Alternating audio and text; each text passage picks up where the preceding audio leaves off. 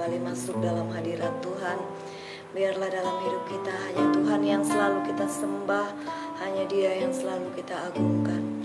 Haleluya. Kami rindu menyembah Engkau Bapa. Terima kasih Tuhan, alam semesta.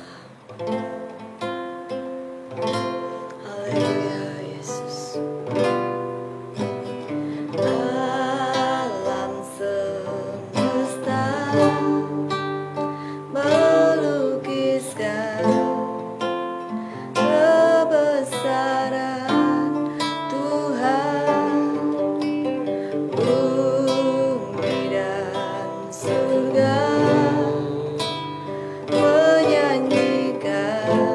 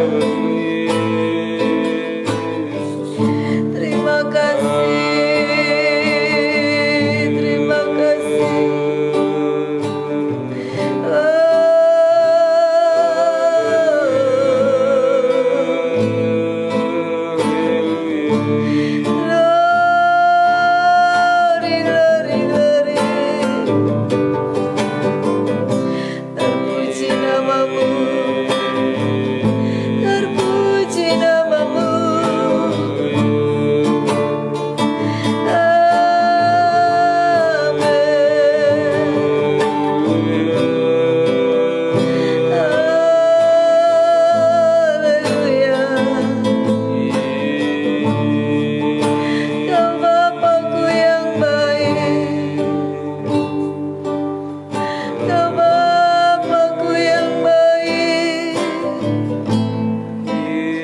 Kau Bapa yang mulia. Haleluya, haleluya. Terima kasih, terima kasih Tuhan. Haleluya.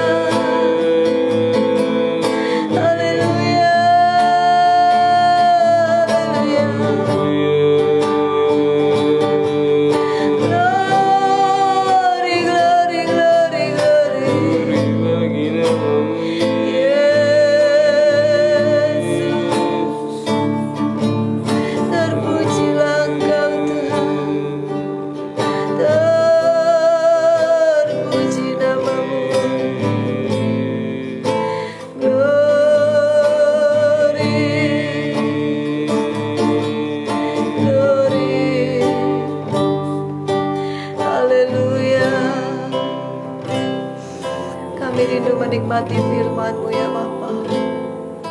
Biar firman-Mu menjadi kekuatan setiap kami pagi hari ini ya Tuhan. Ku percaya janji-Mu ajaib. Haleluya.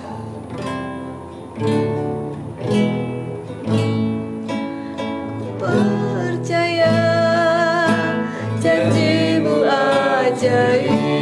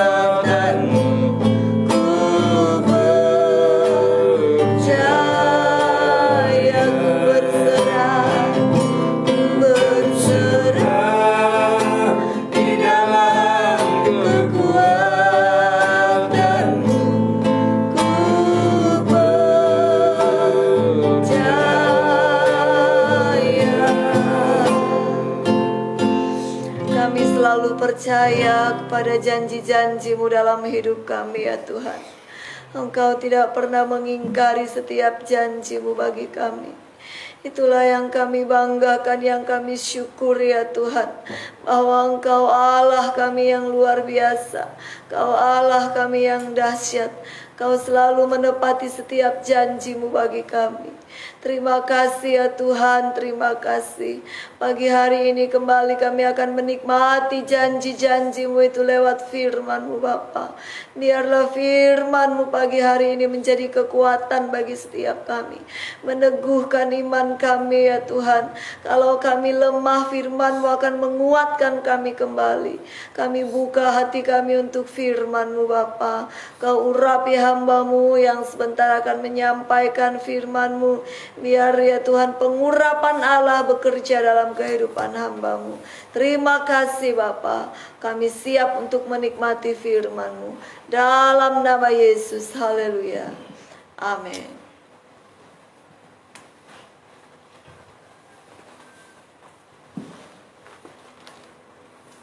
Haleluya, selamat pagi Bapak Ibu Saudara yang dikasihi oleh Tuhan.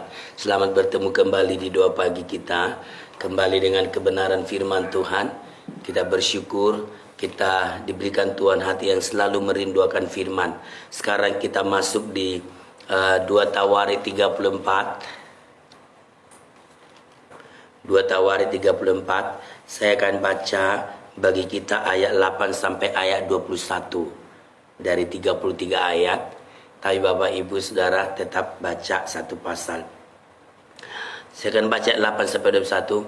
Pada tahun ke-18 dari pemerintahannya, setelah selesai mentahirkan negeri dan rumah Tuhan itu, ia menyuruh Safan bin Asalia dan Maesya, penguasa kota, serta Yoa bin Yoahas, bendahara negara, untuk memperbaiki rumah Tuhan Allahnya.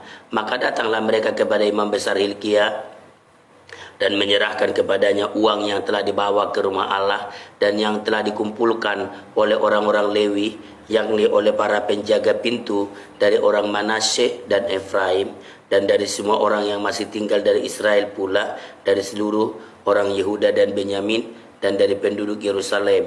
Uang itu diberikan mereka ke tangan para pekerja yang diangkat untuk mengawasi rumah Tuhan, dan mereka itu yang bekerja dalam rumah Tuhan mengeluarkannya untuk membetulkan dan memperbaiki rumah itu. Mereka memberikannya kepada tukang-tukang kayu dan tukang-tukang bangunan, supaya tukang-tukang itu membeli batu pahat dan kayu untuk tupai-tupai dan untuk masang balok-balok dan gedung-gedung yang oleh raja-raja Yehuda dibiarkan roboh. Orang-orang itu melakukan pekerjaan itu dengan setia. Orang-orang yang diangkat menjadi pengawas mereka ialah Yahat dan Obadya, orang-orang Lewi dari Bani Merari, sedangkan Sakaria dan Mesulam dari Bani Kehat mengepalai semua. Dan semua orang Lewi yang pandai memainkan alat-alat musik, mengepalai kuli-kuli dan mengiringi semua tukang dalam pekerjaan apapun. Dari antara orang Lewi itu ada yang menjadi panitera, pengatur dan penunggu pintu gerbang. Ketika mereka mengeluarkan uang yang telah dibawa ke rumah Tuhan, Imam Hilkia menemukan kitab Taurat yang diberikan dengan perantaran Musa. Maka berkatalah Hilkia kepada Safan, panitera negeri itu, "Aku telah menemukan kitab Taurat di rumah Tuhan." Lalu Hizkia memberikan kitab itu kepada Safan, dan Safan memberikan kitab itu kepada raja. Ia juga menyampaikan kabar kepada raja, segala sesuatu yang ditugaskan kepada hamba-hambamu telah mereka laksanakan. Mereka telah mengambil seluruh uang yang terdapat di rumah Tuhan dan memberikannya ke tangan para pengawas dan para pekerja. Safan panitera negara itu memberitahukan juga kepada raja, Imam Hilkia telah memberikan kitab kepadaku. Lalu Safan membacakan sebagian di depan raja. Segera sesudah raja mendengar perkataan Taurat itu, dikoyakkannya pakaiannya. Kemudian raja memberi perintah kepada Hilkia, kepada Ahikam bin Safan, kepada Abdon dan Mika, kepada Safan panitera negara itu, dan kepada Asaya hamba raja, katanya, "Pergilah, mintalah petunjuk Tuhan bagiku, bagi yang masih tinggal di Israel dan di Yehuda tentang perkataan kitab yang ditemukan ini, sebab hebat kehangatan murka Tuhan yang dicurahkan kepada kita oleh karena nenek moyang kita telah tidak memelihara firman Tuhan dengan berbuat tepat seperti yang tertulis dalam kitab ini." Puji Tuhan, Bapak Ibu Saudara yang kekasih dalam nama Tuhan, saya memberi tema Yosia diperkenan oleh Tuhan. Kalau saya baca di dalam 2 Tawarik 34 ini, di sana dikatakan bagaimana Yosia diperkenan oleh Tuhan. Dari mana kita tahu itu bukan perasaannya sendiri. Kadang kita suka GR ya. Saya disayang Tuhan, saya diperkenan Tuhan, saya berprestasi di mata Tuhan. Nah, tapi ini kita lihat dari pernyataan orang lain.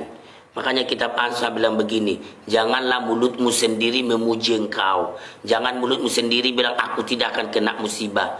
Jadi kita nggak boleh merasa sendiri dengan pikiran kita. Tapi seorang hamba Tuhan dipakai oleh Tuhan, Nabi Hulda, di mana dia mengutus orang kepada Nabi ini untuk meminta petunjuk Tuhan. Begitu, itu ayat terakhir yang saya baca tadi, ayat 21 ya.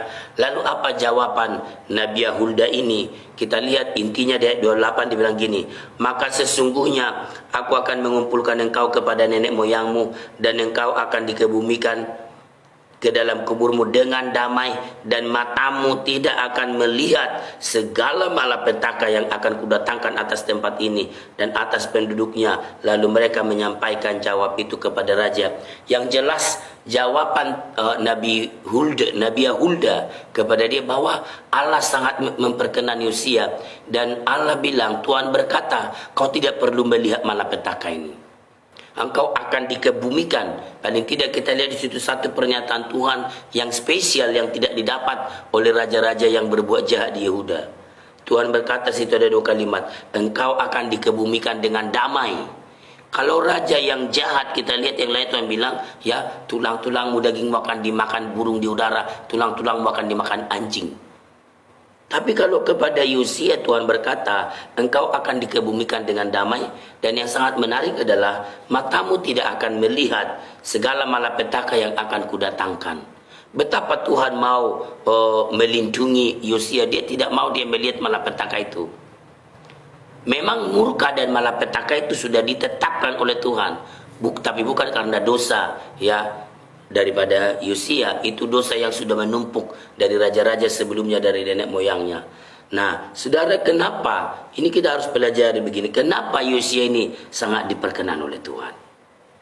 Bagaimana dia menjadi seorang raja yang sangat diperkenan oleh Tuhan? Saudara kekasih, Allah berdaulat memang mau mengasihi siapapun. Allah berdaulat mau memperkenan yang satu dan menolak yang satu.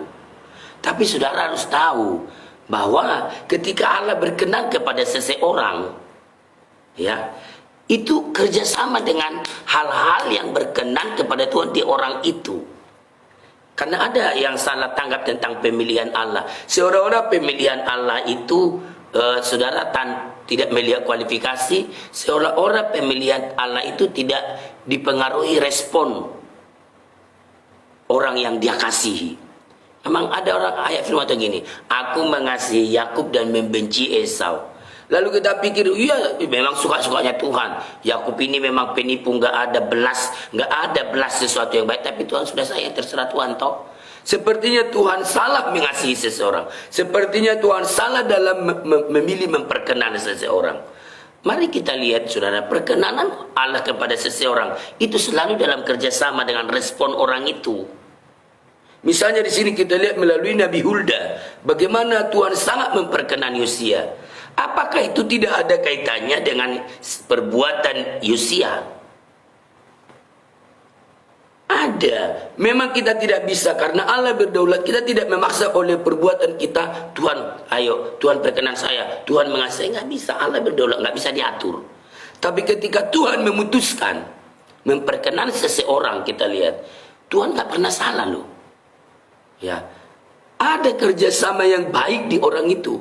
Dalam dia tahu dan dia mengerti bahwa orang ini ya juga melakukan sesuatu yang sesuai dengan kehendaknya. Nah, saudara kasih masa kedaulatan Allah memilih seseorang, mengasihi seseorang, memperkenan seseorang itu bertabrakan dengan kekudusannya. Orang ini nggak mau tahu dengan kekudusan, nggak mau tahu dengan kebenaran. Lah, aku sudah pilih, aku pilih lah, biarin. Bukan begitu kan? Allah sempurna dalam segala pilihannya. Nah, kita lihat bagaimana Tuhan memperkenan. Saya kok jadi kepemilihan ya, mungkin itu penting. Walau saya nggak rancang tadi. Nah, Allah memperkenan Yosia. Nah, saudara, dan dia bilang kau tidak akan melihat malapetaka. Nah, bagi kita, kalau dari sisi Allah jangan kita cari tahu terus dari sisi Allah. Kenapa? Nah, dari sisi kita yang kita lihat. Karena kita manusia sama kayak Yosia. Apa yang dilakukan oleh Yosia yang membuat dia diperkenan oleh Allah, itu yang penting. Nah, yang saya lihat bahwa semua yang dilakukan Yosia ini ya linear dengan kehendak Allah.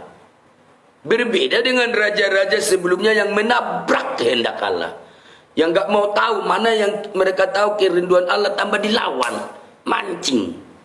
Kayak ayahnya Manasye kemarin, untuk Manasye bertobat, mancing.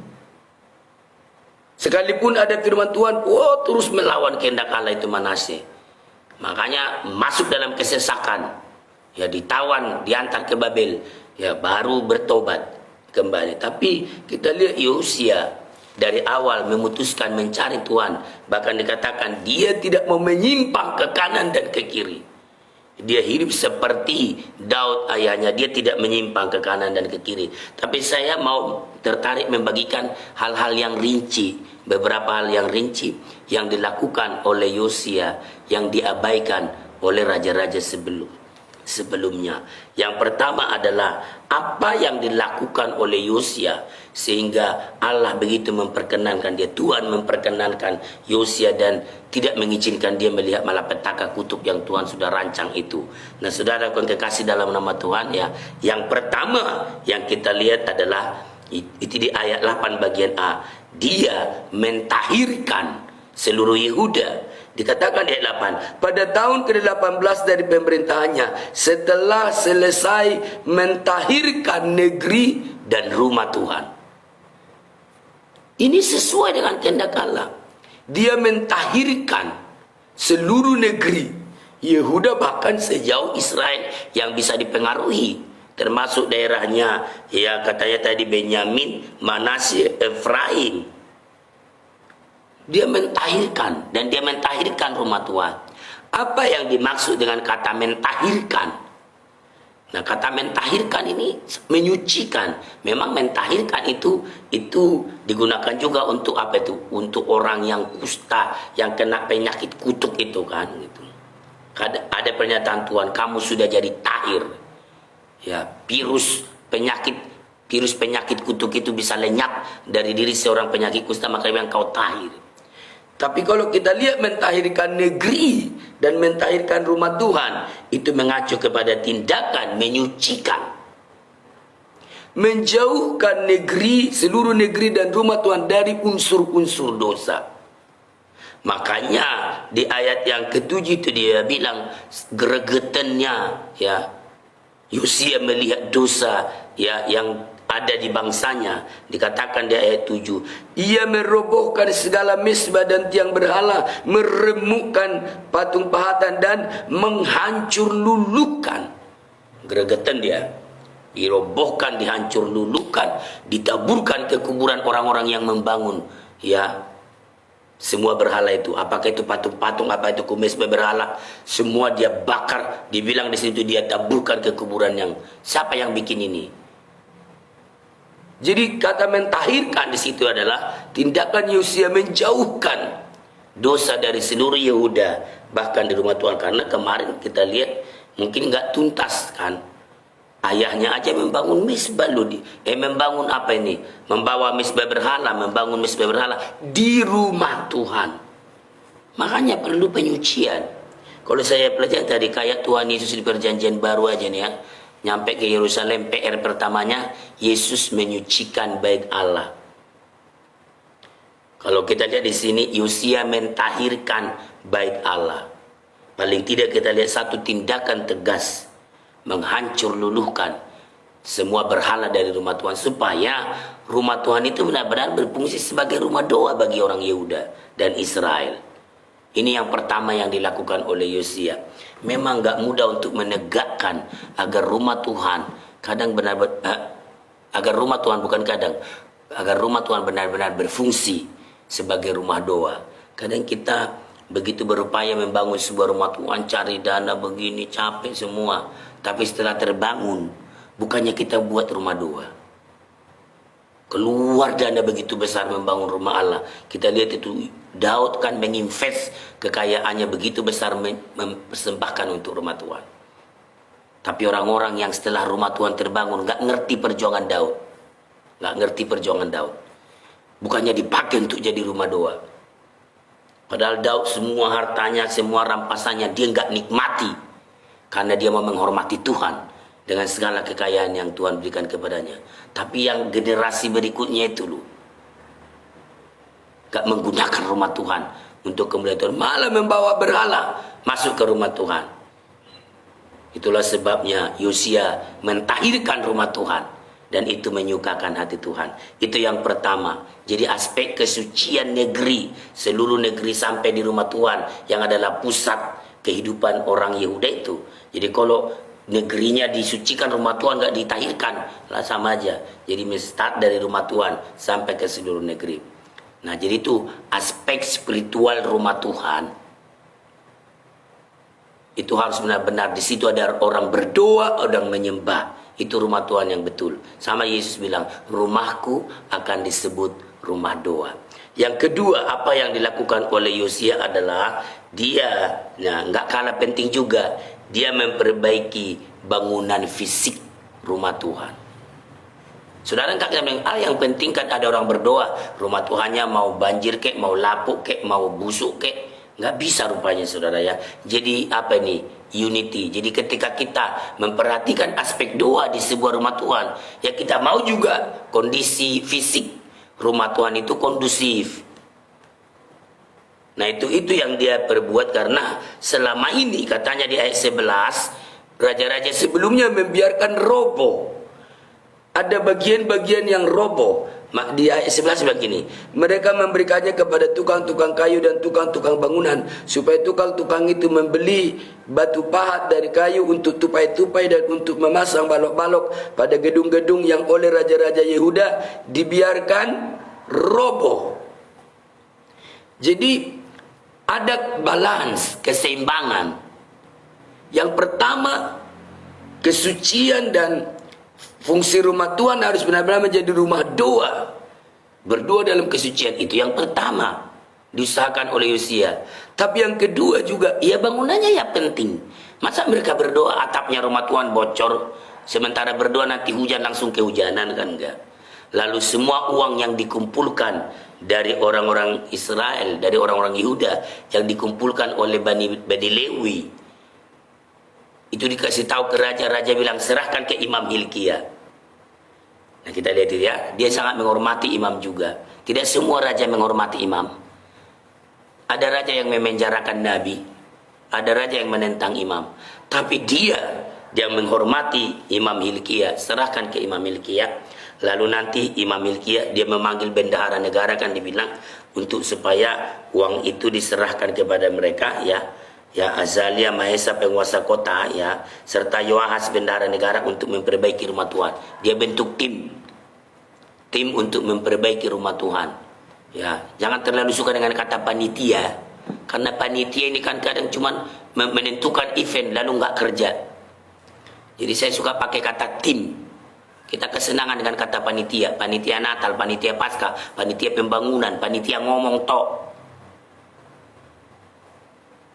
Ya, panitia ngomong tok, yang pernah jadi panitia jangan tersinggung. Tapi kan ini kan tim. Jadi tim ini bekerja sedemikian. Lalu rumah Tuhan secara fisik itu benar-benar terbangun. Nah saudara yang kekasih, ini hal kedua. Jangan abaikan. Memang ini menurut saya sih memang ini sekunder dibanding kehidupan doa di rumah Tuhan. Tapi itu nggak bisa terpisah. Kalau kita cinta kepada Tuhan, kita cinta juga pembangunan fisiknya. Nanti kita lihat di Nabi Hagai kan dibilang, kamu kok ngurusi perbaikan fisik rumahmu bagus banget, tapi bangunan fisik rumah Tuhan lo nggak karu-karuan. Sudah patutkah bagimu mendiami rumahmu yang bagus-bagus kalau rumah Tuhan nggak bagus? Kan begitu. Jadi itu Yosia udah perhatikan sebelum Nabi Hagai. Jadi dia benar-benar, saudara ya, memperhatikan juga bangunan fisik rumah Tuhan. Ya, dia memberikan uang ke situ, dia mendelegasikan, dan itu diurusi oleh Imam Hilkiah, bendahara negara, dan tim yang sudah dibentuk. Oke, yang terakhir, yang ketiga, apa yang dilakukan, bagaimana Yosia diperkenan oleh Tuhan. Nah, yang ketiga ini yang unik di pasal ini, yang terpenting saya lihat, yang kalau memperbaiki rumah Tuhan nanti secara periodik ada raja yang lain, tapi yang unik, yang khas di dalam pasal ini adalah dia kembali kepada firman. Kalau bahasa reformasi bilang back to the Bible. Tapi ini kan Alkitabnya belum 66 kitab, baru sebagian perjanjian lama yang ditemukan. Itu disebut back to the Torah. Nah saudaraku yang kekasih, kembali kepada firman, back to the word of God. Ini adalah satu usaha yang luar biasa. Kenapa? Karena ketika rumah Allah diperbaiki, dikatakan di situ mereka menemukan, ya, mereka menemukan di situ Taurat Tuhan. Jadi raja-raja sebelumnya bukan cuma membiarkan bangunan fisik itu katanya roboh, gak keurus. Ternyata mereka juga membiarkan kitab Taurat Tuhan gak keurus, sampai mungkin tertimbun di entah di mana, gak dijelaskan spesifik, tertimbun, terbuang-buang begitu di rumah Allah. Lalu ya mereka menemukan itu ya ketika rumah Allah dibangun. Ayat 14, ketika mereka mengeluarkan uang yang telah dibawa ke rumah Tuhan, Imam Hilkiah Imam Hilkia menemukan kitab Taurat Tuhan yang diberikan dengan perantaraan Musa. Maka berkatalah Hilkia kepada Safan panitera negara, "Aku telah menemukan kitab Taurat di rumah Tuhan." Lalu Hilkia memberikannya kepada Safan panitera negara, dan singkat cerita Safan membawa kepada raja sekaligus memberi pelaporan pekerjaan well done, sudah terlaksana dengan baik. Nah, lalu dibacakanlah Taurat itu kepada Raja Yosia. Yang kita lihat responnya adalah ayat 19. Ini yang menarik hati Tuhan, yang diulangi Tuhan melalui Nabi Hulda. Karena kau begini, ini poin penting. Allah sangat memperkenan Yosia. Sikapnya terhadap firman. Di ayat 19 kita lihat. Segera sesudah raja mendengar perkataan Taurat itu, dikoyakkannya lah pakaiannya. Ya, saudara kekasih, ini yang menarik hati Tuhan. Waduh, dia bilang dia merasa menyesal. Betapa jauh kami lari dari praktek firman. Bunyinya firman begini, perilaku kami begitu. Ada jarak yang sangat jauh antara konsep firman yang diberikan pada umat pilihan kepada praktek hidup umat pilihan itu. Itu yang membuat dia mengoyakkan pakaiannya. Kita tahu kalimat atau ungkapan mengoyakkan pakaian bagi orang Israel adalah tindakan pertobatan. Minta ampun kepada Tuhan. Ya ampun, celaka. Kita kok sejauh ini ya, Taurat ini gak diurus, gak dipraktekkan. Maka dia merendahkan diri kepada Tuhan di hadirat Tuhan, dan dia bilang, waduh, sangat hebat. Begitu Yosia melihat praktek hidup mereka dibandingkan ke firman, dia pastikan sangat hebat murka Allah kepada kita. Lalu dia merendah. Tetapi yang kita lihat, dia minta petunjuk Tuhan. Dia nggak tenang karena raja nggak menguasai Taurat dengan sepenuh. Itu harus imam nabiya, kan begitu. Dia tidak cukup hanya mau bertanya kepada Hilkia, Imam Hilkia yang menemukan kitab itu. Dia butuh seorang nabi, karena spesialisnya nabi kan lebih tajam dengan isi hati Tuhan, apa yang Tuhan mau kerjakan, apa yang Tuhan mau. Melihat. Seorang nabi melihat dan menyampaikan apa yang dilihatnya. Dan sering itu lebih up to date, lebih pas banget dengan yang dibutuhkan. Dan dia tidak mengabaikan. Jadi kita lihat di sini. Dia menghargai imam, dia menghargai nabi. Dia minta petunjuk. Raja lain dikasih petunjuk, ditolak. Kayak papanya Manase di awal sebelum bertobat. Nabi ngomong, ditolak. Halah, bernubuat kau di sana. Sama kayak nanti Nabi Amos katanya di kitab Amos. Dia bilang ke Amos, bernubuat di sana, cari makan di sana. Jadi kalau ada pendeta yang menyampaikan isi hati Tuhan, dipikir itu dibuat-buat untuk dapat duit dari dia. Cari makan di sana, di Yehuda sono, cari makan. Itu di kitab Amos. Beberapa raja menolak Nabi, tapi dia ini loh Nabi ya. Malah Nabi wanita. Dia merendahkan diri. Dia begitu merendahkan diri. Yosia enggak sombong. Dia dengar.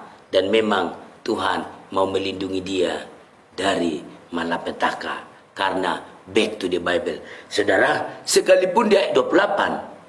Tuhan sudah bilang, kamu tidak akan kena malapetaka. Apakah Yosia bilang ini? Puji Tuhan kalau begitu. Kalau mengenai kalian, terserah kalian ya. Aku sudah dapat firman. Aku tidak akan kena malapetaka. Bukan begitu. Ayat 29 bilang begini, mengakhiri firman Tuhan. Sesudah itu, setelah mendengar pesan itu, sesudah itu raja menyuruh orang mengumpulkan semua tua-tua Yehuda dan Yerusalem. Kemudian pergilah raja ke rumah Tuhan bersama semua orang Yehuda dan penduduk Yerusalem, para imam, orang-orang Lewi, dan seluruh orang awam, baik yang besar maupun yang masih kecil. Dengan didengar mereka, ia membacakan segala perkataan dari kitab perjanjian yang ditemukan di rumah Tuhan itu. Jadi dia meminta pertobatan massal, pembaharuan massal, back to the Torah, back to the Bible, kembali ke Alkitab. Ayo semua, tua muda besar kecil, Lewi bukan Lewi, ayo kita merendah kepada Tuhan dan kita ya kembali kepada kebenaran firman Tuhan.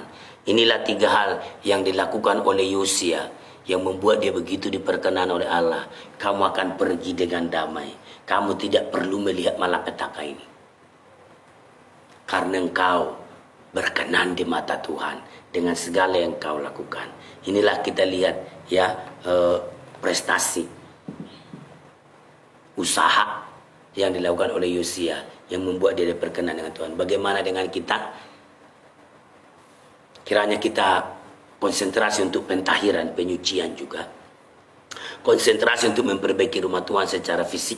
Itu nggak bisa dipisahkan dari fungsinya. Dan yang terakhir adalah dia kembali kepada firman. Itu sesuatu yang menyukakan. Makanya melalui 2 pagi Bapak Ibu Saudaraku, ayo kembali kepada firman. Back to the Bible. Perhatikan pasal demi pasal. Perhatikan ayat demi ayat. Seringkali kita nanti menemu ayat sepertinya baru ditulis karena kita nggak pernah lihat. Padahal sudah ada sejak dahulu. Cuman kita nggak perhatikan. Mari, setiap perjanjian dalam Alkitab, setiap pasal, ayat barisku punya. Naik satu. Tiap perjanjian dalam Alkitab, tiap pasal ayat baris ku punya. Ku berharap cintanya Allah, tiap perjanjian Allah ku punya. Tiap perjanjian dalam Alkitab, tiap pasal ayat baris ku punya. Ku berharap cintanya Allah, tiap perjanjian Allah ku punya. Sekali lagi Andra berdoa. Tiap perjanjian dalam Alkitab, tiap pasal ayat baris ku punya. Ku berharap cintanya Allah, tiap perjanjian Allah ku punya. Ku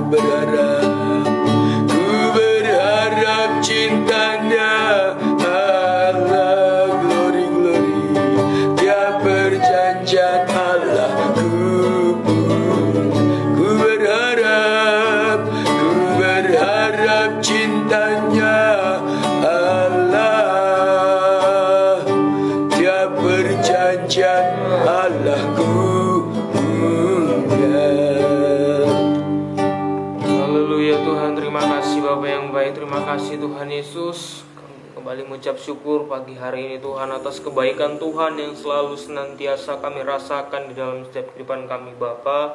Tak dapat kami balas Tuhan dengan apa yang kami miliki, melainkan Tuhan biarlah setiap pujian kami, penyembahan kami Tuhan, hidup kami serahkan, kami kembalikan kepada-Mu Bapa yang baik. Biarlah Tuhan yang berotoritas, Tuhan yang menyertai setiap kehidupan kami. Terima kasih Bapa yang baik, terima kasih Tuhan. Kami juga sudah mendengarkan kebenaran firman-Mu Bapa. Kami mengucap syukur atas firman-Mu dalam setiap kehidupan kami yang selalu membuat kami semakin hari semakin belajar Tuhan untuk lebih lagi hidup berkenan di hadapan-Mu Bapa yang baik. Bagaimana kami belajar dari kehidupan Yosia Tuhan. Oh Tuhan, Kau berkenan baginya Bapa yang baik karena ada hal yang dia lakukan Bapa.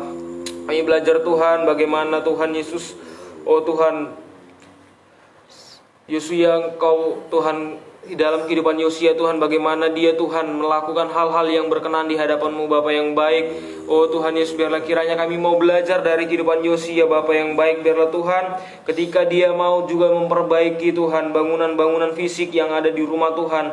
Oh Tuhan, ini yang berkenan di hadapan-Mu Bapa. Biarlah kiranya lewat kehidupannya juga kami belajar Tuhan bagaimana kami mau melakukan hal yang sama Tuhan Yesus. Bahkan juga Tuhan dia kembali kepada firman Bapa. Biarlah kiranya kehidupannya Tuhan kami mau belajar Tuhan ketika kami Tuhan menemukan satu firman yang merasa kami baru itu Tuhan, kami mau belajar Tuhan, kami mau melakukannya Tuhan, kami kembali, oh Tuhan ketika kami tahu bahwa kami salah Tuhan melakukan firman-Mu Bapa, kami mau bertobat Bapa yang baik. Biarlah kiranya Tuhan hidup kami mau berkenan di hadapan-Mu Bapa yang baik. Bahkan Tuhan Yosia juga Tuhan bukan hanya bagi dirinya sendiri, melainkan Tuhan ada pertobatan massal yang terjadi. Dia Tuhan dapat berpengaruh bagi banyak orang di Israel Bapa yang baik. Terima kasih Bapa, terima kasih Tuhan lewat firman-Mu kami semakin hari semakin belajar Tuhan. Biarlah kiranya perkenanan-Mu Tuhan selalu ada bagi setiap kami Bapa yang baik. Terima kasih Bapa, mampukan kami Roh Kudus, kami melakukan firman-Mu Bapa. Biarlah kiranya Tuhan kami mau hidup di dalam Engkau Tuhan. Oh, Roh-Mu yang menguatkan kami, Roh-Mu yang memampukan kami, mengingatkan kami untuk selalu hidup berkenan di hadapan-Mu Bapa yang baik. Terima kasih Bapa, berkati hamba-Mu yang telah menyampaikan kebenaran firman-Mu bagi setiap kami Bapa. Biarlah kiranya hidupnya Tuhan terus pakai secara luar biasa Bapa yang baik. Biarlah Tuhan, oh Tuhan Yesus, dalam pelayanannya Tuhan menolong, dalam rumah tangganya Tuhan menolong, Tuhan kerinduan hamba-Mu Tuhan. Biarlah kiranya Tuhan yang selalu, oh Tuhan Yesus, menolong setiap apa yang dirindukan hamba-Mu Bapa yang baik. Terima kasih Bapa, terima kasih Tuhan. Damai sejahtera Allah, sukacita Allah Tuhan terjadi. Oh Tuhan, turun atas hamba-Mu Bapa yang baik. Pakai terus hamba-Mu Tuhan untuk memberkati setiap jemaat-jemaat Tuhan, memberkati setiap orang-orang yang mendengarkan firman-Mu lewat hamba-Mu Bapa yang baik. Biarlah kiranya Tuhan pakai terus Tuhan Yesus. Terima kasih Bapa, terima kasih Tuhan. Berkati juga jemaat-jemaat Tuhan yang Tuhan percayakan, yang digembalakan sidang tempat ini Bapa yang baik. Kami serahkan semuanya ke dalam tangan Tuhan. Pergumulan jemaat-jemaat-Mu Bapa yang baik, Tuhan yang menolong, Tuhan yang selalu beserta jemaat-jemaat-Mu Tuhan. Oh Tuhan Yesus, biarlah kiranya setiap pergumulan mereka Tuhan, biarlah kiranya Tuhan yang selalu mengerti setiap apa yang mereka rindukan dalam kehidupan jemaat-jemaat-Mu Bapa yang baik. Oh Tuhan Yesus, biarlah Tuhan setiap pekerjaan-pekerjaan jemaat-Mu Bapa yang baik, Tuhan yang selalu menolong, Tuhan yang selalu memberikan pekerjaan yang terbaik Tuhan. Kerinduan jemaat-jemaat-Mu dalam rumah tangga mereka, Tuhan Engkau sertai Bapa yang baik. Apapun ya Tuhan yang menjadi kerinduan mereka di dalam Engkau Tuhan, biarlah kiranya Tuhan selalu menyertai mereka Bapa yang baik. Anak-anak jemaat-jemaat-Mu Bapa, biarlah kiranya Tuhan menolong, biarlah kiranya Tuhan selalu menyertai setiap kehidupan mereka Bapa yang baik. Kesehatan mereka Tuhan Kau jagai, Kau lindungi Tuhan. Apa yang mereka kerjakan semuanya Tuhan yang menolong Bapa yang baik. Terima kasih Bapa, kami berdoa buat pelayanan di tempat ini. Tuhan selalu ada di tempat ini Bapa yang baik, memberkati pelayanan di tempat ini. Semuanya kami serahkan ke dalam tangan Tuhan. Biarlah lewat pelayanan di tempat ini Tuhan, nama Tuhan ditinggikan, nama Tuhan dipermuliakan Tuhan. Terima kasih Bapa yang baik. Fasilitas yang ada yang kami pakai untuk selalu, oh Tuhan, melayani Engkau Bapa yang baik. Alat musik, sound system yang ada, bahkan peralatan-peralatan live streaming yang ada Tuhan, jaringan juga Tuhan. Biarlah kiranya kami menyerahkan semuanya ke dalam tangan Tuhan. Tangan Tuhan yang selalu ada bagi setiap kami Bapa yang baik, menolong kami Bapa. Terima kasih Bapa, terima kasih Tuhan. Kami menyerahkan semuanya Tuhan Yesus. Biarlah kiranya nama-Mu ditinggikan, nama-Mu dimuliakan di tempat ini Bapa yang baik. Terima kasih Bapa, terima kasih Tuhan. Oh Tuhan Yesus, kerinduan-kerinduan di tempat ini Bapa yang baik, dalam pelayanan di tempat ini semuanya kami serahkan ke dalam tangan Tuhan. Biarlah kiranya Tuhan yang selalu menyertai setiap pelayanan di tempat ini Bapa yang baik. Terima kasih Bapa, terima kasih Tuhan. Berkati juga Tuhan setiap anak-anak sekolah minggu yang ada, anak-anak muda yang ada. Biarlah kiranya Tuhan mereka hidup di dalam Engkau terus Tuhan, dari masa kecil mereka, dari masa muda mereka Bapa yang baik. Biarlah kiranya Tuhan hidup mereka Engkau pakai Tuhan secara luar biasa di tempat ini Bapa yang baik. Terima kasih Bapa, terima kasih Tuhan. Biarlah kiranya, oh Tuhan, kami menyerahkan semuanya ke dalam tangan Tuhan. Bahkan juga kami berdoa buat negara kami Indonesia Tuhan. Kami serahkan ke dalam tangan Tuhan. Biarlah kiranya Tuhan pertolongan Allah Kau nyatakan bagi bangsa kami Indonesia Bapa yang baik. Oh setiap pemimpin-pemimpin yang ada Tuhan, kami menyerahkan semuanya ke dalam tangan Tuhan. Biarlah kiranya Tuhan pemimpin-pemimpin yang Tuhan percayakan Tuhan untuk memimpin bangsa ini Tuhan, dari presiden sampai RT RW Bapa yang baik, Kau menolong Tuhan setiap kehidupan mereka Tuhan. Engkau sertai Bapa yang baik, Engkau yang selalu menyertai mereka Bapa yang baik, memberikan hikmat setiap kepada mereka Tuhan untuk memimpin bangsa ini Bapa yang baik. Terima kasih Bapa, terima kasih Tuhan. Kami rindu Tuhan setiap umat-umat-Mu juga Tuhan yang ada di Indonesia ini Bapa yang baik. Engkau sertai Tuhan terus Tuhan, jagai mereka, melindungi mereka Tuhan. Biarlah kiranya Tuhan kehidupan umat-umat-Mu ada pembelaan Tuhan. Oh Tuhan Yesus, Engkau nyatakan kasih-Mu yang luar biasa Bapa yang baik dalam setiap umat-umat-Mu Bapa yang baik. Terima kasih Bapa, terima kasih Tuhan. Berkati hamba-hamba Tuhan yang ada yang di seluruh Indonesia ini Bapa yang baik. Biarlah kiranya Tuhan Kau pakai secara luar biasa untuk mereka Tuhan, melayani Engkau Bapa yang baik. Biarlah kiranya lewat kehidupan mereka Tuhan banyak orang diberkati untuk menarik jiwa-jiwa datang kepadamu Bapa yang baik. Terima kasih Bapa, terima kasih Tuhan. Kami serahkan aktivitas kami satu hari ini ke dalam tangan Tuhan. Penyertaan-Mu nyata bagi setiap kami, Roh-Mu Tuhan yang selalu ada bagi kami untuk memampukan kami hidup berkenan di hadapan-Mu Bapa yang baik. Biarlah kiranya Tuhan selalu menolong kami. Terima kasih Bapa, terima kasih Tuhan. Kami serahkan semuanya hanya ke dalam tangan Tuhan. Biarlah perlindungan Allah, oh Tuhan, terjadi atas setiap kehidupan kami. Hanya di dalam nama Yesus Kristus kami mengucap syukur dan berdoa. Haleluya. Kami masuki hari yang baru, kami berkati sidang jemaat-Mu mulai dari anak sekolah minggu, remaja, pemuda. Setiap rumah tangga umat Allah berjalan dalam anugerah-Mu, gada dan tongkat-Mu menyertai mereka sepanjang hari ini Tuhan. Kami berkati orang tua kami, kaum keluarga kami, semua sanak saudara kami dalam pemeliharaan Tuhan, dalam perlindungan-Mu yang sempurna. Kami berkati semua orang yang ikut dalam doa pagi, duduk di kaki Tuhan secara live streaming, terus mereka Tuhan tersambung bersekutu dengan kami. Turunlah berkat Tuhan, jawablah doa-doa mereka ya Yesus. Ajaiblah Engkau Tuhan. Selagi kami menyembah, mujizat Allah nyata bagi kami. Di dalam nama Tuhan Yesus Kristus kami mengucap syukur dan berdoa.